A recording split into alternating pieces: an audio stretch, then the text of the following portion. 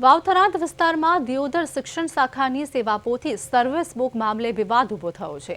સેવાપોથી માટે 500 રૂપિયા ઉઘરાવાતા હોવાનો વિડીયો સામે આવતા મુદ્દો ચર્ચામાં આવ્યો છે। જાગૃત ખેડૂત આગેવાને સમગ્ર મામલે સત્ય તપાસ કરીને યોગ્ય કાર્યવાહી કરવાની માંગ ઉઠાવી છે। આ મુદ્દે જિલ્લા વિકાસ અધિકારીને રજૂઆત પણ કરવામાં આવી છે।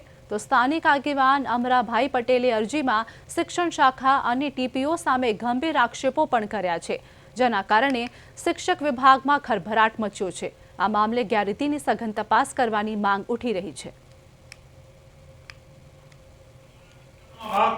થરાદ જિલ્લાની અંદર દિયોદર તાલુકાની અંદર ટીપીઓ દ્વારા એટલે કે શિક્ષણ અધિકારી તાલુકા શિક્ષણ અધિકારી દ્વારા ભ્રષ્ટાચાર ઘણા સમયથી ચાલી રહ્યો છે।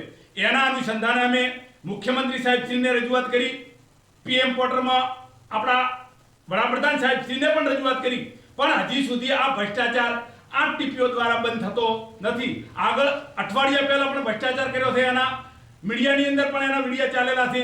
આના માટે પણ અમે સીએમ પોર્ટલમાં રજૂઆત કરી હતી। એના અનુસંધાને અત્યારે આપણા વિસ્તારના સાહેબશ્રી તાલુકા વિકાસ અધિકારી સાહેબશ્રીને અમે આવેદનપત્ર આપ્યું છે કે આ ટીપીઓ દ્વારા થતો ભ્રષ્ટાચાર તાત્કાલિક બંધ થાય અને આના ઉપર કાયદેસરની કાર્યવાહી થાય।